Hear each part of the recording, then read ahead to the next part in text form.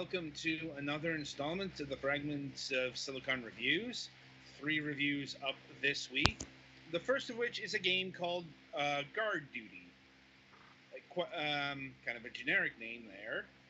Um, it is a point-and-click adventure game. It's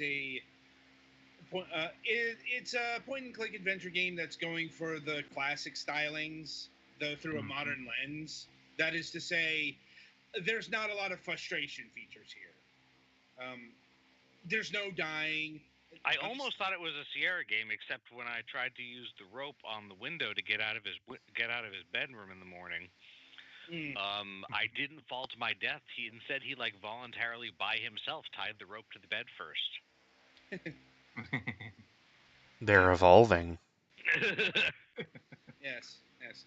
Honestly, I was more reminded of the Discworld adventure games out of anything.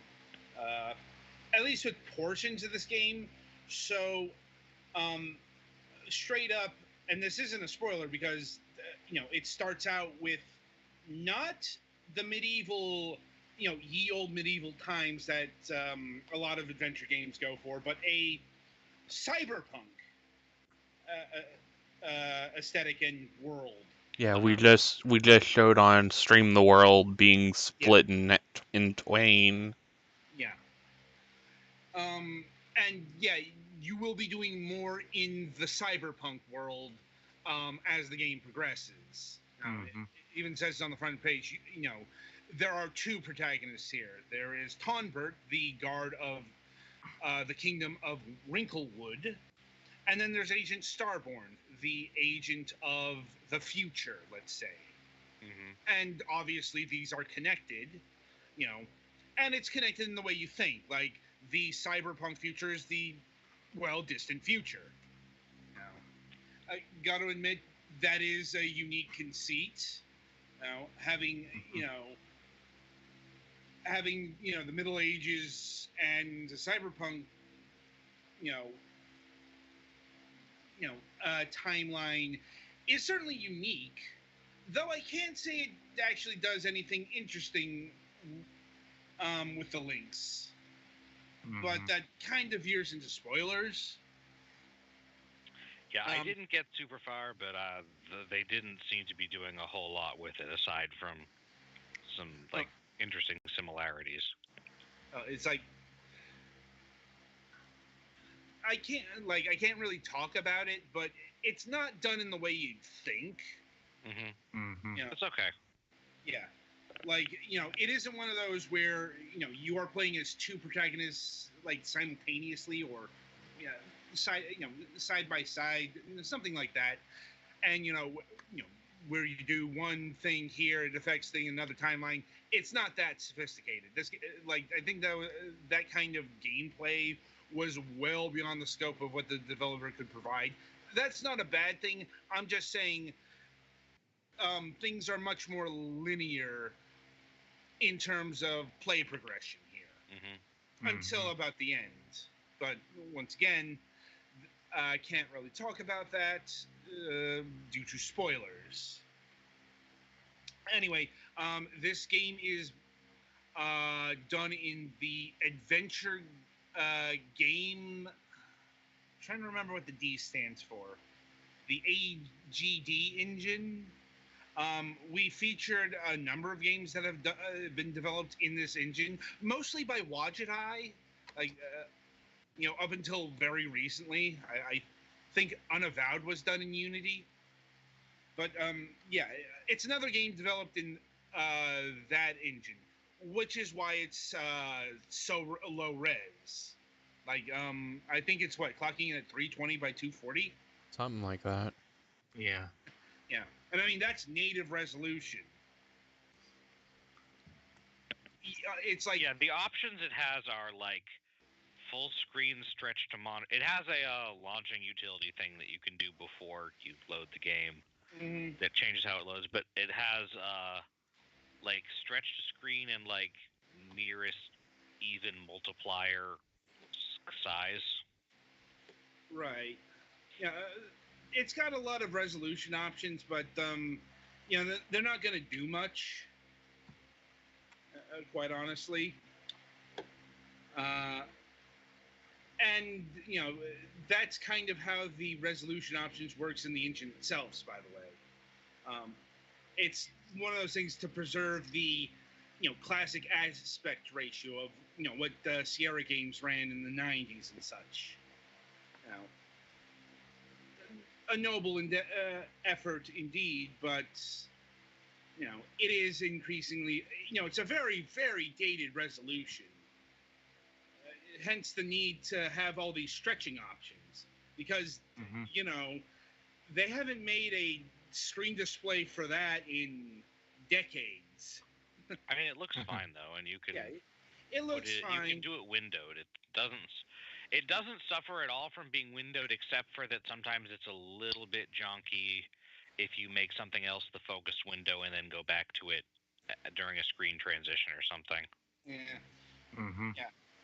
Let's see. As far as the puzzles go, honestly, nothing you haven't seen before.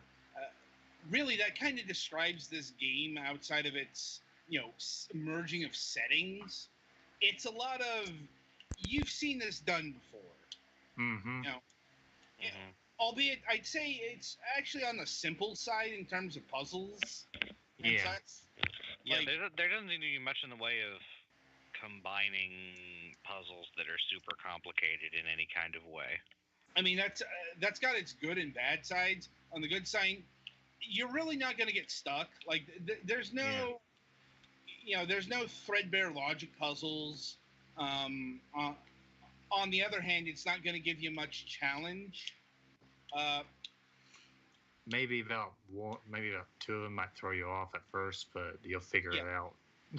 Yeah, I mean, I managed to get through this game quite handily without a guide. Mm-hmm.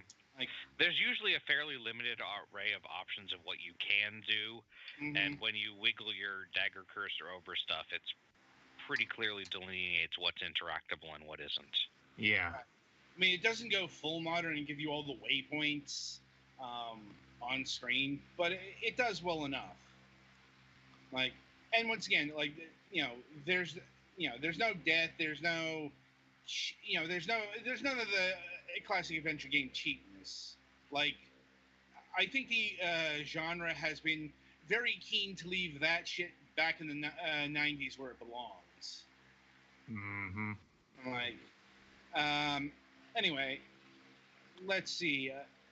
This is a British game, so expect a lot of British accents and, how do I put this? Some dodgy voice acting, like especially in the cyberpunk setting. It kind of fits the aesthetics to have slightly dodgy voice acting, especially in the medieval period. But yeah, it's mostly Agent Starborn. He was trying to do this very gritty voice. Think Christian Bale Batman, and it worked out about as well. Mm-hmm. Like, it's like you're trying too hard for that voice. I just can't take it seriously. And that's unfortunate because the cyberpunk sequence, that's the part you're supposed to be taking a lot more seriously. The medieval setting, it's much more cartoony. It's much more comic. Both in the British way. Once again, this is a British game, so there's a bit of dry wit here. Not as much as, say, a Discworld game, but still, it's there. Mm-hmm. But it's like the medieval times section, that's supposed to be the lighthearted at points. I won't say that there aren't dark portions, but it isn't like the cyberpunk side where it being a cyberpunk area, it's just relentlessly bleak, which is kind of how cyberpunk works. Yeah. Let's see. Music is mostly there. Like, it's also theme appropriate. Like, you're going to get a lot of harps and such in the medieval portion, and the cyberpunk, well, techno, obviously. You know, it's like, what else would you do in a cyberpunk setting? But honestly, you know, some sort of electronic instruments. Let's see. The game overall is fairly short. Like, I think like, you know, you'll clock in about 6 hours first playthrough, and you know, this being a classic style adventure game, there's really nothing here for a second playthrough, unfortunately. Not even like a director's commentary or anything. So it's a one and done. Yeah.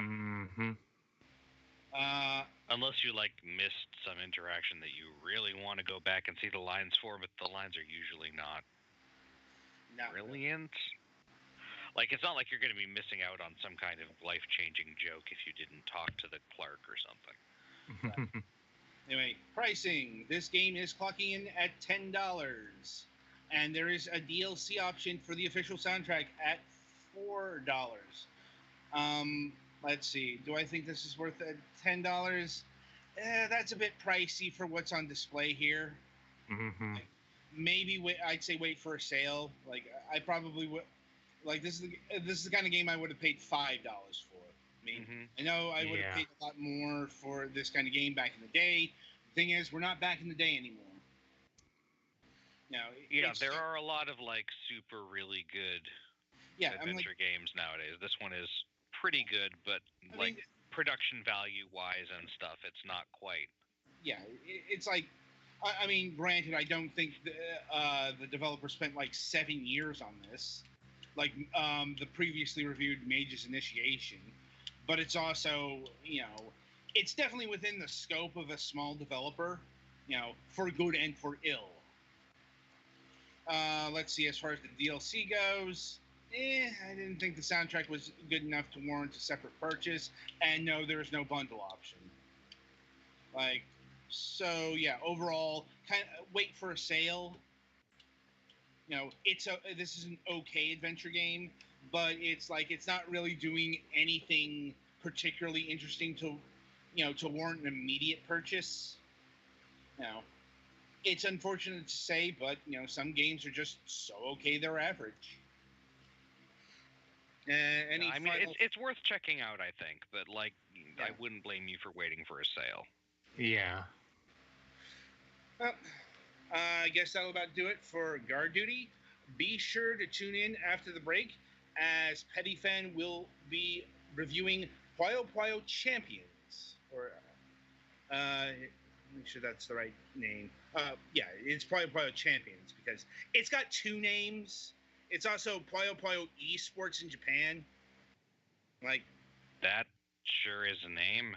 Yeah. Like, more on that after the break.